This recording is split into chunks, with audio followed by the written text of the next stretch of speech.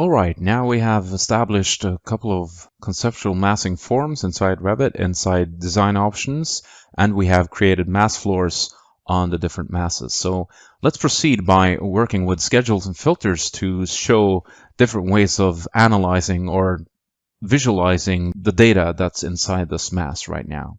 So first off, let's create a schedule in which we're going to list up all the floors, all the mass floors that we have in this model.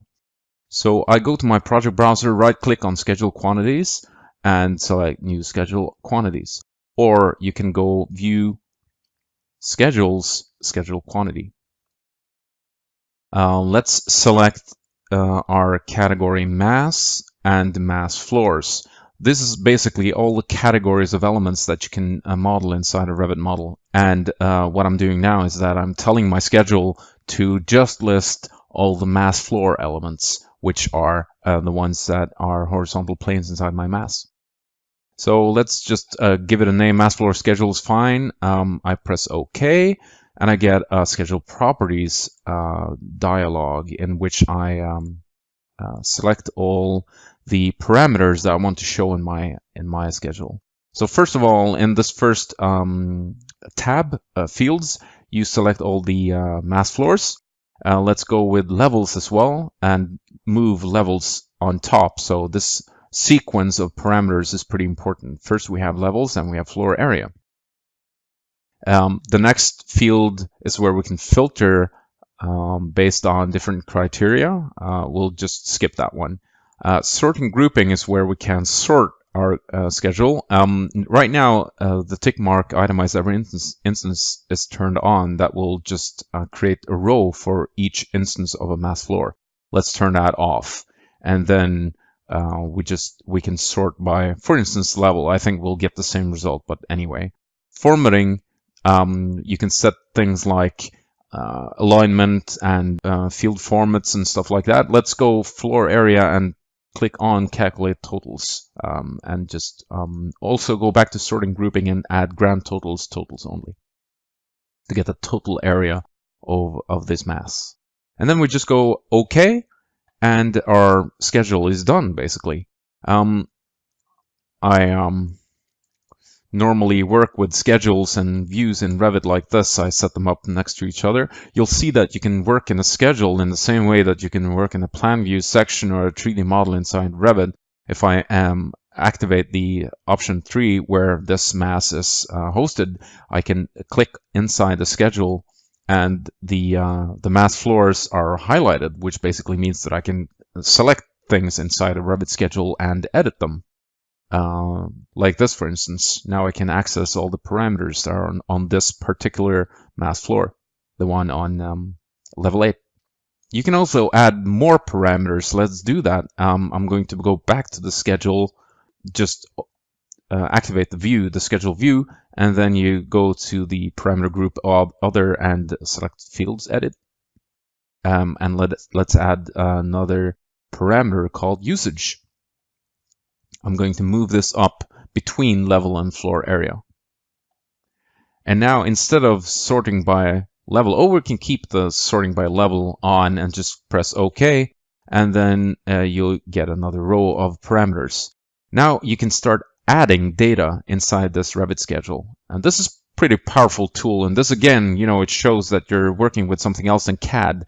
You're working with a three-dimensional database of information. So basically now I can start writing stuff like public inside level 1 floor area.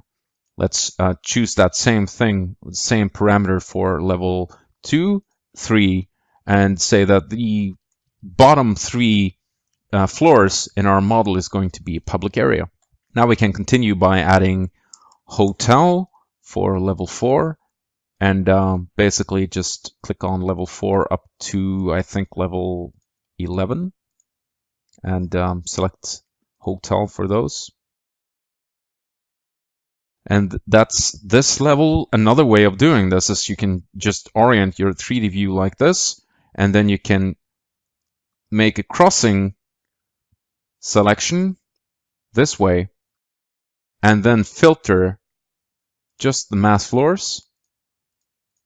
I often say that if you're going to be good at modeling inside Revit, you're going to be good at selecting elements. So now I've selected all the floors, all the mass floors from level 12 and up.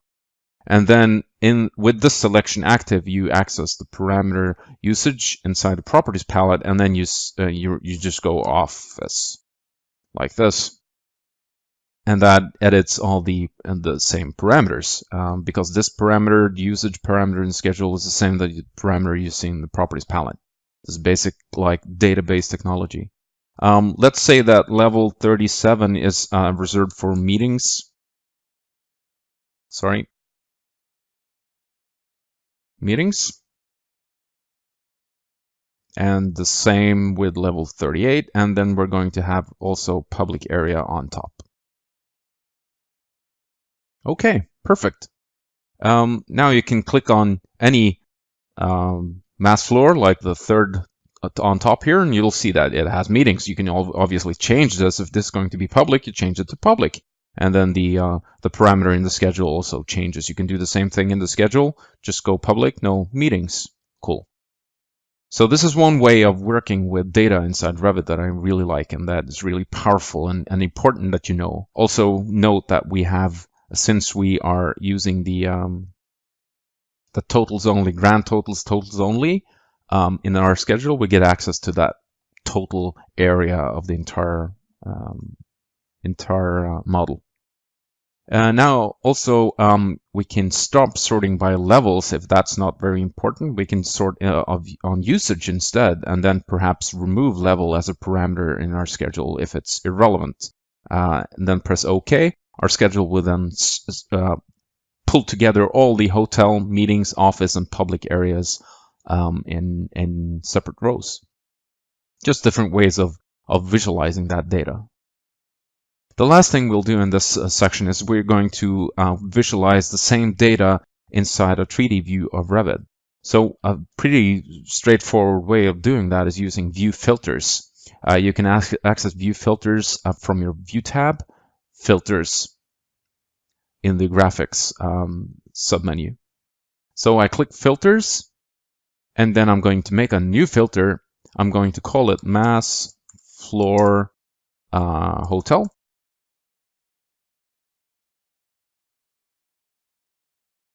And then I'm going to activate this filter for the category, or to be precise, the subcategory mass floors. I'm going to say that filter rules, I'm going to use the parameter usage, and it's going to equal to hotel. Perfect. Now, instead of making a new filter, we can just duplicate the one we just made. So I'm going to select the new filter and then just change the name from mass floor hotel to mass floor meetings, like this. And then we just change the parameter rule from usage to meetings. Now duplicate that one and just repeat the same procedure for the other categories of mass floors. Say office. And last,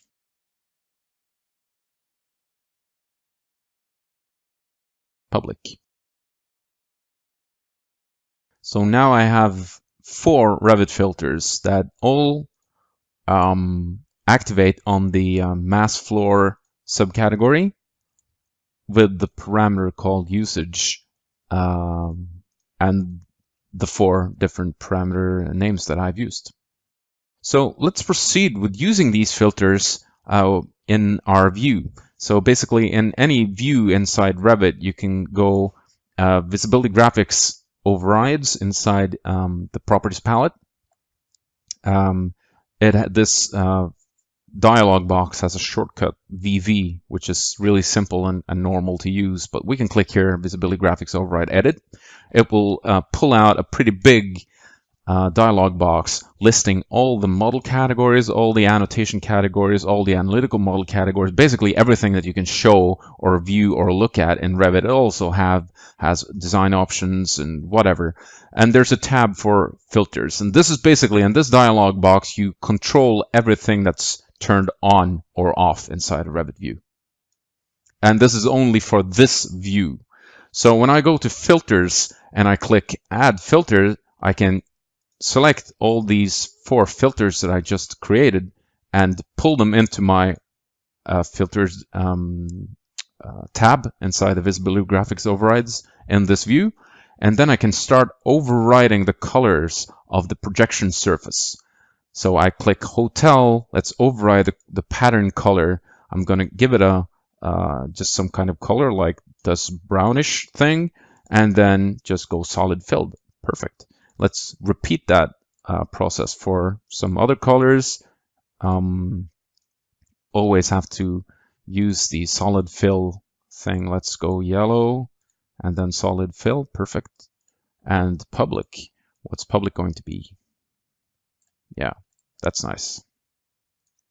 Like this, and OK. So now you override the color of the mass floors in this view based on their parameter. And that's pretty cool stuff, because now you can start doing stuff like this. So we go with the top office level and we change it to meetings, for instance. It's going to change color to green. And also, if you paid attention to the numbers in the schedule, it will change. And this is pretty cool. This is a nice way to visualize data. It's a nice way to work with data and in the design process. And let's proceed to new chapters.